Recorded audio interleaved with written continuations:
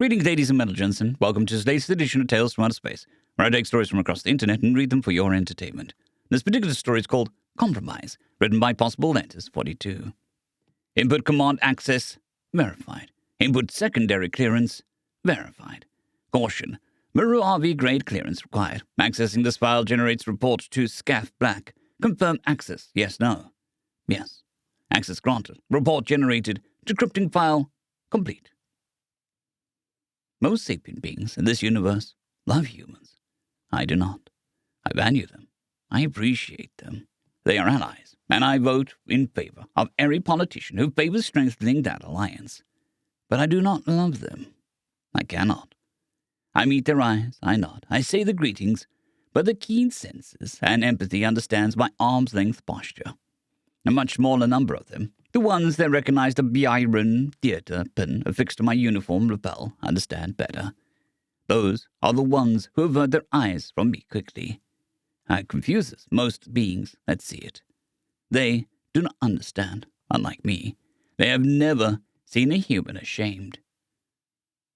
7 Strayon ago, approximately 4 of the human stellar years, I served with the Stellar Congressional Armed Forces Military Liaison Force, the SCAF DETA, the Handshakers. Like all SCAF liaisons, our purpose was to deploy in combined armed theaters, the Byron theater, in this case, with the new or lesser-known species to improve the interoperability of the SCAF with individual species militaries. As I understand it from conversations with my human counterparts, we were a writ-large version of the exercises that varying human nation-states used to participate in as a component of a military alliance called NATO. We were not the first unit deployed with human soldiers, but we were the first special operations-focused pairing. A 6-person human heavy combat squad, led by a commanding officer attached to a 12-person stealth strike force led by myself. Field decisions were collaborative, with Javier Santos and I sharing equal command authority. We deployed on a few low-level training exercises, and over the course of months, I grew to admire Santos and his men. Endless endurance, clever thinking, and good humor were human staples. These special forces were notably more reserved and guarded than most humans, but there was no obstacle to good relations. The Trenin, my people, are formal and reserved by default. About one stay on into pairing, we received a special tasking. The mission was simple. We would land on a sparsely populated moon, being used as a launch pad by the newly emergent and highly concerning Prella and Proxy pirates, who had become known for their increasingly bold raids on the outer colonies of both the Stellar Congress and the United Earth Colonization Agency. Our task was to sabotage the habitation systems of the moon and create a radiation leak, forcing the privateers to flee to their ships, whereupon the SCAF naval detachment would be waiting in the shadow of the nearby gas giant to apprehend the pirates. The shared interest of the relatively low stakes of the operation, no nation-state involvement, no possibility of large military loss, led to the top brass of both organizations to determine that this was an ideal operation to run a Special Forces field test with the new human additions to the galactic fold. Following the formal alliance with the SC and the UE only about 20 stay-on prior, it was a natural step forward in relations. I was a veteran of multiple conflicts, as were all my soldiers, and all of the humans assigned to the force, as might be expected of a special operations unit. Our unit trained together as what the Tyrannin referred to as a whisper force, intended to achieve an operational goal while leaving no trace. The human heavy hitters were there for 2 reasons: to learn from our techniques and to provide heavy firepower if we were compromised.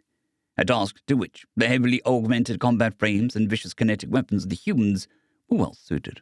The initial landing went off without a hitch. We approached the moon aboard the Soft Star, our stealth corvette, without alarming the ramshackle but deadly Prella and Proxy defense grid, which appeared to be composed of an ad hoc combination of stolen high-atmosphere radar/LiDAR arrays and, more alarmingly, 3 apparently new batteries of cruiser-grade fracture beam arrays. We drifted from the Soft Star's hatch in 0G, using gentle puffs from our Evo intrusion suits to softly land on the surface of the moon just over the rise from the base.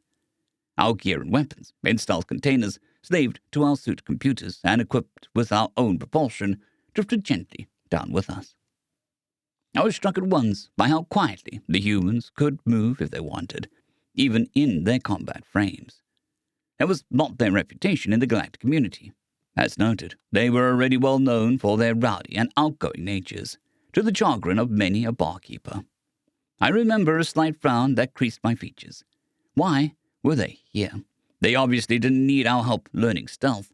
They already moved comparably to my unit, one of the most accomplished whisper teams in the Trenon flotilla, while in combat frames. I wondered how quietly they could move without them, with some alarm. I waved away the concern. I wish I hadn't, but then, how could I possibly have known? We split into 2 teams of 6 Trenon and 3 humans each. One team was tasked with uploading a virus to sabotage the self-monitor and self-repair subroutines at the base. The other was deployed to set dead charges on the subsidiary reactor to start the radiation leak. My team was assigned to the reactor charges. We crept like shadows past drunken hollering pirates, sticking to the shadows cast by pellets and ill-gotten loot. The experience was harrowing, but well within my team's expertise. And the humans did not falter either. I anticipated a rapid completion and withdrawal of the mission. As we neared the reactors, we received word that the virus jamming the monitoring and repair systems had successfully been uploaded. I communicated my acknowledgement as we passed the large room. That's when I stopped mid-sentence, frozen. Something beyond horrified, a feeling I've never felt and hope I never do again, like my mind had left my body in sheer denial. The windows to the large room showed that it was full of cages. The cages were full of people, naked, or near naked, bruised and in heavy iron collars. Humans were represented, along with nearly all the species of the Stellar Congress. My stomach lurched and my hands shook as I saw the Trenon mate trio huddled around their children, attempting to preserve some safety and privacy for their brood. One of the wives looked so much like my sister that I felt lightheaded. Glancing around at my team, I saw similar horror. The humans were expressionless. This evil was beyond our capability. Slavery had been illegal for centuries. Even our very worst criminal gangs never dreamed of doing it. They might kill you to obtain your belongings, but to shackle a sapient being in servitude, to hold them in a cage like an animal, this was a crime that we were not prepared to address. We needed a negotiation team, highbrows, hostage rescue, a much heavier detachment. I prepared to radio for emergency extract and mission abort to command, but my comm bead, which had worked perfectly a moment previously, was inexplicably non-functional. I only heard static.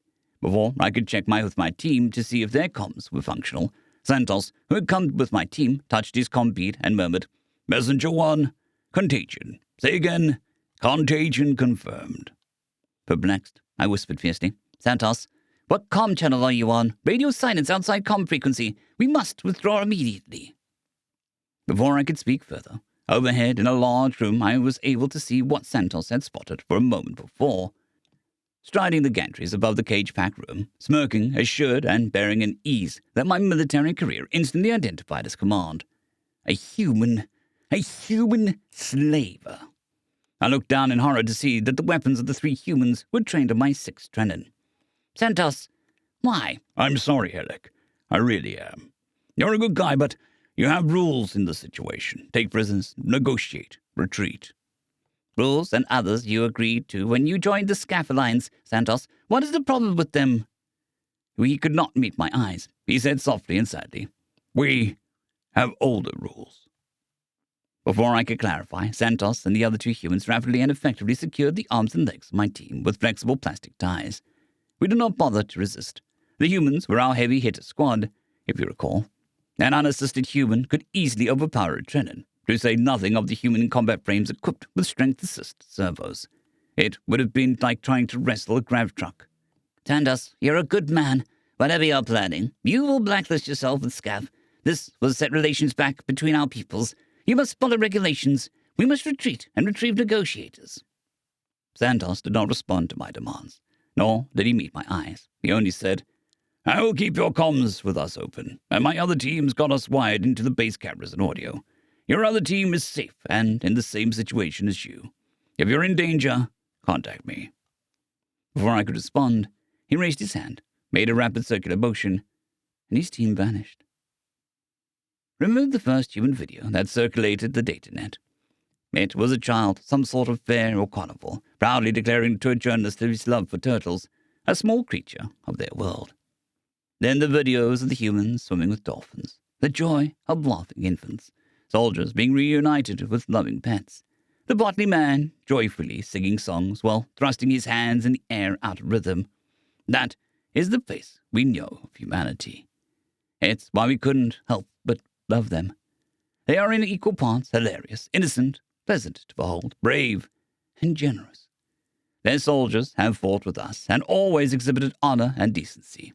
They have pridefully told us of their strides towards peace, the Geneva Convention, the Providence Accords of 2075. But I believe there are things they never allowed us to see. They have another face, and I have seen it. They did not move like a whisper team, or like human heavies. First the lights of the facility went out, but not the night vision-equipped cameras linked to our feeds. The virus we had uploaded apparently had many more features than our team had been led to believe.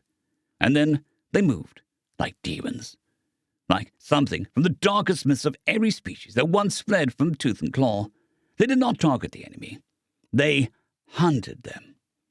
One by one, we watched the pirates fall, but not die.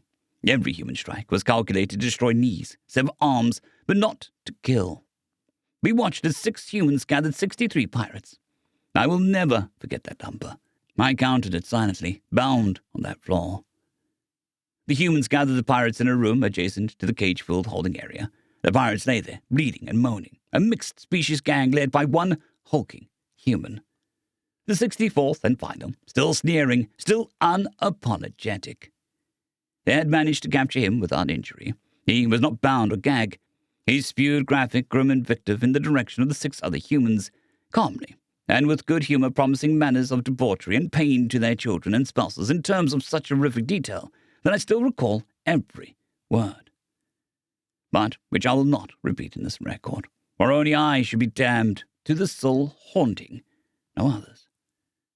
Then one of the humans, Santos, I recognized him by his walk and gestures, produced a small handheld recorder, also equipped with night vision. Santos silently videotaped the adjacent room full of enslaved sapiens, who had hushed into a near-silent terror as their guards vanished one by one, snatched from the darkness. I had forgotten that only our feeds had night vision. Through them, the dark itself was taking their captors. Santos then turned the camera on the still ranting slaver. After a while, he glanced back at the other 5 humans, who nodded and lifted their weapons. Horror welled in me, and I heard my team, receiving the same feed as I was, gasp in similar disbelief. The execution of prisoners was also a crime outlawed for centuries. As unthinkable to civilized beings as slavery, these men had to be tried. Their crimes and punishment had to be in the court of law. We were a civilization. Surely the humans were bluffing for information to create fear. That thought had scarcely entered my head when the humans started firing. In a matter of minutes, all 63 pirates were dead from precision wounds, calmly recorded by Santos's hand recorder. The ranting human had stopped ranting now, not afraid exactly, but clearly shocked. A scaff team would never allow. Then the lights came up. He saw the human squad before him, and I saw real fear for the first time. Santos handed the recorder to one of the other humans and approached the slaver calmly. The slaver began to sputter, offering excuses, information, money, and justification mixed into a frenzied jumble. Santos did not react, walking calmly within reach of the slaver, and, without skipping a stride and too fast for my eye to follow, drawing a knife and cutting his throat. The human silently watched the slaver bleed out before stopping the recording. Santos spoke the only word of the operation, a 2-word phrase: no quarter. I do not remember clearly when they came and cut us loose from our bounds, but I know they did. I do not remember helping the slaves to the sinister and heavily armored human craft that appeared out of the darkness of space, but I must have done so because I remember their tearful thanks. I remember chanting the Magdalene, the chant of healing and hope, with the Trennan family I had seen, as they clutched their children in disbelieving relief. The human team sat across from mine, on the right back in the soft star. No words were spoken until we landed. As the leader of the Trennan team, after a moment of silence in the quietly settling craft, the responsibility was on me to say it, though my voice shook. Why? Santos removed his helmet and met my eyes for the first time since his betrayal. He did not speak for a long moment. Of the 18 commands of the scaff thefter, none moved a muscle. His team watched my tearful eyes and averted their gaze one by one. My team watched Santos's mournful countenance along with me, hoping beyond hope for some explanation. We want to be like you, Heideck, but we are not, yet. We are trying to move into your future. We have dreamed of it for so long, but our past are shadows. They haunt us still, though less emerge every year. He averted his gaze once more, and for the last time, we cannot let our demons bring this galaxy to harm, even if it damns us in the eyes of those we admire. As he began to leave the Corvette, Santos placed his hand on my shoulder, as he had often done in humor or companionship over the months of training together. I involuntarily flinched from his touch. He saw, and his head dropped lower. He left immediately after with his team. I've never seen him again. The handheld recorder video was released galaxy-wide. While quickly banned, it was accessible for some time after on the dark networks. SCAF Command sanitized the reports. The public only ever heard about the defeat of pirates. They were happy that the attacks and thriving would end and that collaborative colonization could continue. They were not told about the slaves. But as a senior special operations soldier, I have contacts in high places. I understand that the criminal element is well aware of the video. Crimes against humans have dropped to nearly zero, and there has not been another whisper of taking sapiens into servitude. I'm not sure what they did to keep the survivors quiet. I'm guessing a few hefty payments and appeals to galactic stability did the trick. The very idea of slavery remains as unthinkable to our society as it has been for centuries. So I see the humans as they continue to explode in popularity. I see their foods become commonplace, and I confess I enjoy them myself. Their entertainment programs dominate the holowaves.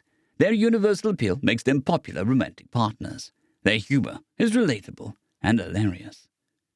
But I do not love the humans. I see our society and its perfect adherence to good and morality, and it no longer stirs my soul as it once did. Because there are demons amongst us who respect no rule of life. There are avenging angels, somehow even more terrible to behold, who dispense justice upon these demons and who respect no rule of war. We have allied ourselves with a compromise. How long until they compromise us? Caution. Mojave grade clearance timeout. Please stand by for SCAF Black debrief. Do not leave terminal until cleared. Re-encrypting file complete. Deleting access logs complete. Input access command. End of story.